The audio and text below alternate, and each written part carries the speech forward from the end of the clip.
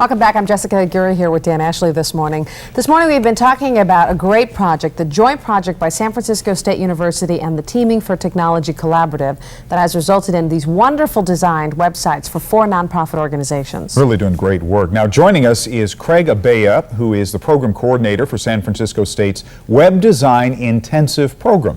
And Anastasia Ling, one of the graduates of this 20-week course. Welcome to Sunday on 7, guys. Glad to have you here. Anastasia, what has this course done for you, this 20-week course that is intensive, right, that you went to? Yes, it is. Well, it definitely provided like a wide array of skills needed for the web design, so I could enter the field comfortably and be proficient enough to build websites.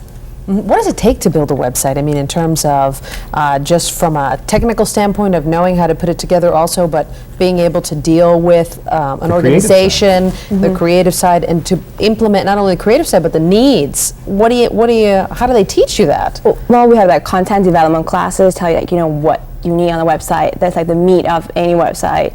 And then you have your creative classes, the design classes telling you how to create like visually beautiful sites. And of course like the technical stuff, the back end, like kind of, I guess, programming, like HTML. So to actually build those sites and then, serve it out the website. So it's like kind of a few processes.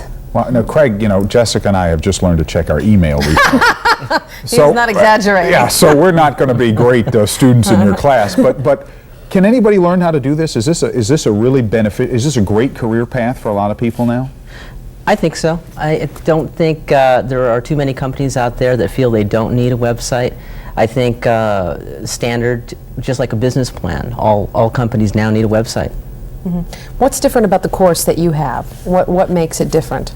Well, at the MSP, Multimedia Studies program, we've got 2 web design programs, and the one that I run is intensive, as the name suggests. These students are basically living a 24/7 lifestyle for about 20 weeks. Like they would at a .com company? Like they might at a .com, a startup. Preparation. That's right, only they don't get stock options in the university, unfortunately. And the other thing that's significant is the fact they're actually working with a real client, which happens to be a nonprofit agency.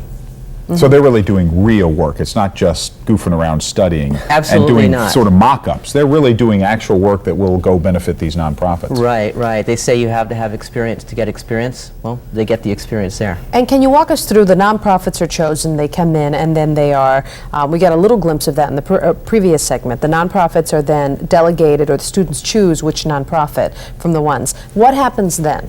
Well, after the students are broken up into teams of approximately 4, they select the nonprofits, and from there they start out by meeting the nonprofits, going to the site, learning about their particular culture, the segment of the community that they serve, and then that moves into developing and acquiring content from the client, as well as developing new designs and mock-ups so that they can pitch them to the client, and maybe even help lead the client in terms of discovering who their real client is.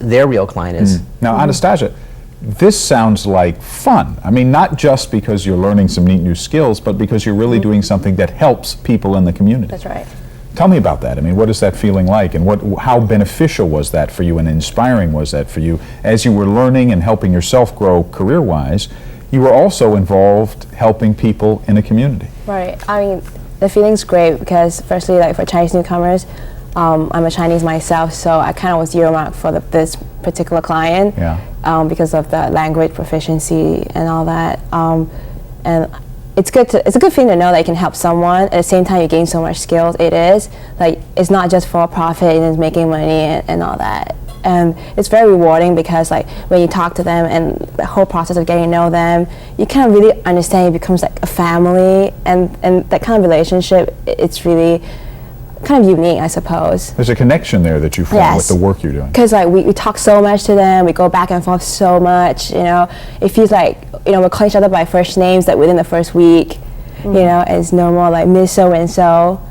And I think ultimately just great doing community work. What do you think you learned the most, not from a technical standpoint, but from a personal growth standpoint from working with these people? Definitely 2 aspects, like the team part, which like the relationship between teammates, and I think that simulates kind of a real life situation where you work in teams. There's going to be differences. There's going to be good moments. Same thing with the client, the whole liaison experience. Like, how do you convince a client this is not good, or this is a great idea, adopt it. Right. And our client was really good. The Chinese newcomers allowed us to say, create a brand identity for us, a logo. We want a new feel because all the print media that they were using were all like confused, and to go help us streamline. That's wonderful. And did you find that they were receptive to your ideas? Do they know much about what it is that you're doing, or are they really at your mercy? It was kind of both ways, but I think we had to sell hard, and we had to really convince them, this is great, or like we had to explain why. I mean, we couldn't tell them this is good, but why? Right. And we say, if you use this, what it would do for you in the long run, not just right now.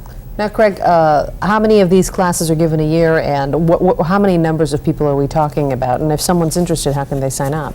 Well, at this point in time, there are 2 semesters that run, but they're extremely long semesters running 20 weeks. So there's very little break between the 2. There are 16 positions, and it makes it extremely difficult to make a selection of the group of students. I've had as many as 270 requests for applications for the 16 spots. And what kind of student are you looking for?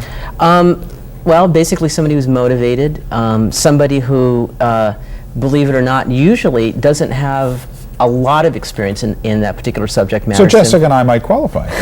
That's right. Well, it depends on how bad you are. Are you getting a lot of support, Craig, from the high-tech community? I mean, do they Absolutely. offer their resources and guidance? Yeah, absolutely. Companies such as, for example, Macromedia has made a donation to the agencies of the software that help them maintain the sites once the students are done with the job. That's terrific. Other companies have actually looked at the students' work and worked with the students. Some of them are now employing students, former graduates. So that's great. exciting. Yeah, quite a bit. Well, thank you very much. You're doing great work. Thank you very much for being here. And we're going to take a short break now. Anastasia, good luck with your design career. I know that's wonderful, and doing the community work, that's neat. Absolutely terrific. And Craig, thank you for being here and all the work that you're doing, getting people like Anastasia off and running. It's absolutely wonderful in helping all those nonprofits. And we'll see you in the fall semester. I'm sure we'll be in your class. We'll be back with one of the beneficiaries, and there are many, of this innovative project, so stay with us.